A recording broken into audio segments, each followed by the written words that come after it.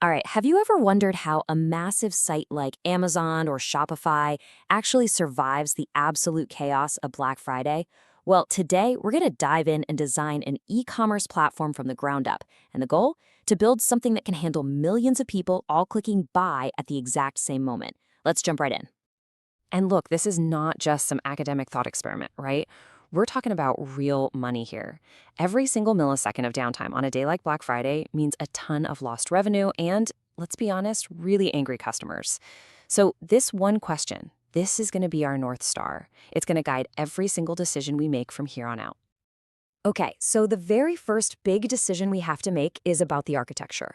The old way of doing things was this thing called a monolith, basically one giant tangled mess of an application.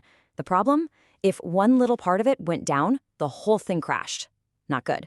So the modern approach is what we call a microservice model. I want you to think of it like a city. Instead of one single enormous skyscraper, we're building a bunch of smaller independent buildings. Each one has its own specific job to do. All right, let's start laying down the blueprint for our city of microservices. We're going to break this whole massive platform down, piece by piece, service by service. And the rule is simple. Each service is responsible for just one thing, and it has to do that one thing incredibly well. First up, let's talk about how people actually find stuff. We've got the product service. This is the source of truth for all product information. Descriptions, prices, pictures, the whole shebang. For this, we're going to use a NoSQL database, something like MongoDB. Why? Because it's super flexible.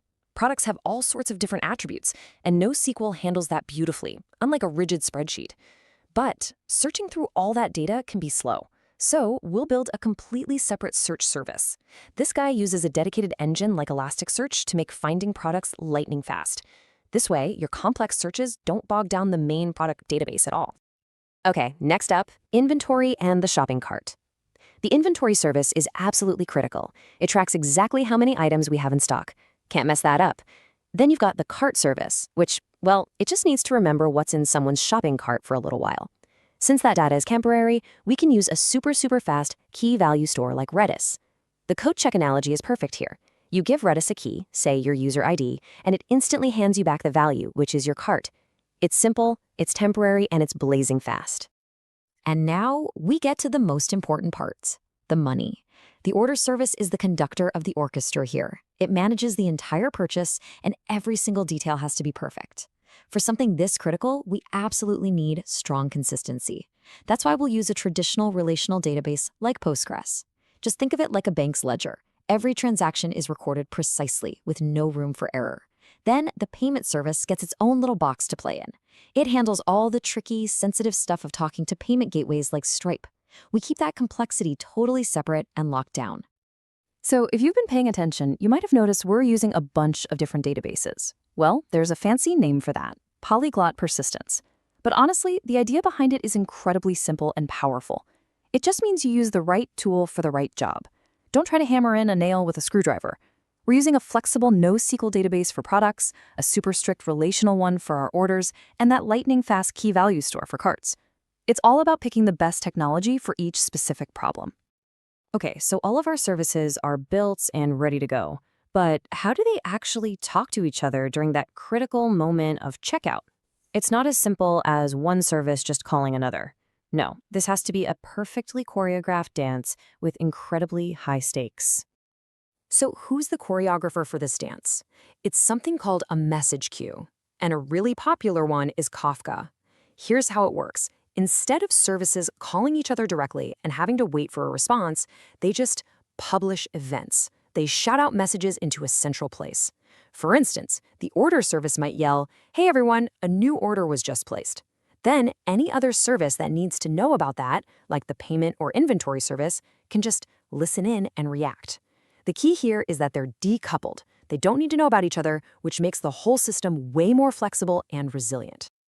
Okay, so let's walk through the happy path when everything goes perfectly. Step 1, a customer clicks buy. The order service jumps into action, creates a pending order, and immediately publishes an order pending event out to Kafka. Now, the payment and inventory services have been listening for exactly this kind of event. They both pick it up and they go do their work. One processes the payment, the other reserves the stock. Once they're done, they each publish their own success events. Finally, the order service, which has been listening for those events, sees them both come in and says, "Great, everything's good." It then marks the order as confirmed. See how clean that is? Nobody is waiting around for anybody else. But, we don't always live in a happy path world, do we? What happens if something goes wrong? What if the payment fails because the credit card gets declined? Uh-oh, we've already told the inventory service to reserve that item. So how do we fix this? How do we handle failures gracefully without leaving our whole system in this weird, inconsistent mess? This is really where the quality of an architecture is tested. While the solution is a really powerful concept called the Saga pattern, the easiest way to think about it is like a master undo button for our entire system. A saga is just the sequence of actions we need to take, like charge card, then reserve inventory.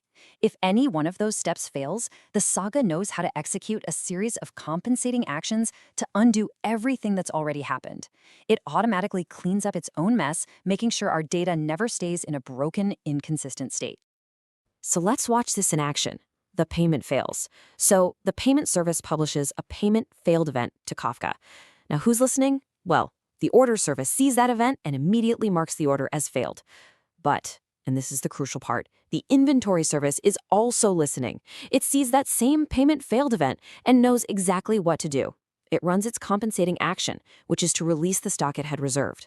Just like that, the system has healed itself. No humans involved, all orchestrated beautifully through events. Okay, our system is pretty resilient. It can handle failures.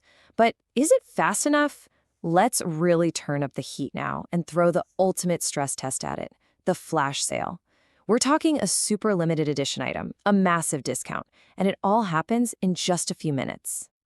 I want you to picture this. 100,000 people, all trying to buy the exact same item in the very first second of the sale.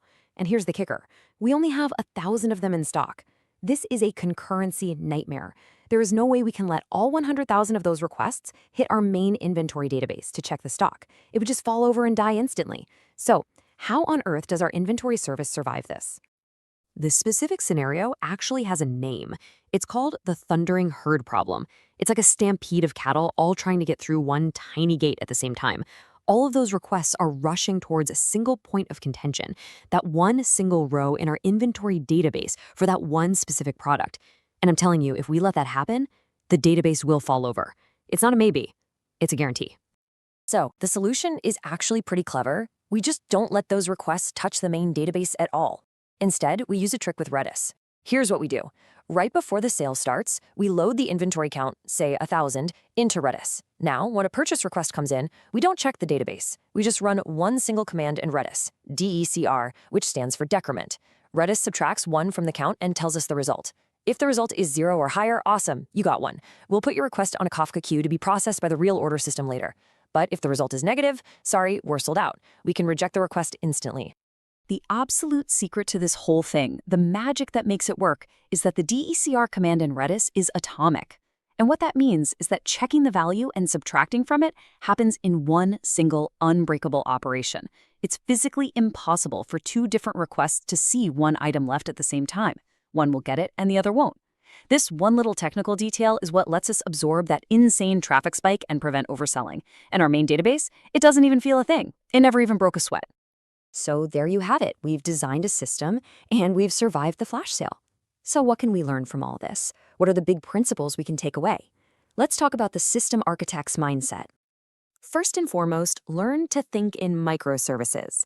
The key is to break huge, scary problems down into smaller, manageable, independent services. And second, always use the right tool for the job. Remember polyglot persistence? Don't let anyone tell you one database can solve every problem. It can't. Third, decouple your services using events. A message queue like Kafka is your best friend when it comes to building resilient systems that can handle complex workflows and failures. And finally, you have to be a bottleneck hunter. Proactively identify the weakest, most high-stress points in your system, like we did with the inventory, and design specific, targeted solutions just for them. So we did it. We built a system that's scalable and resilient. But here's the thing about being an architect. Your job is never really done. We solved for the flash sale, but what's the next bottleneck? Where does the system break under a completely different kind of pressure? Maybe it's the shipping and logistics services, or the user notification system. That's the real challenge and the fun of system design. It's a continuous process of improvement. So, what do you think? What would you tackle next? Thanks for joining me.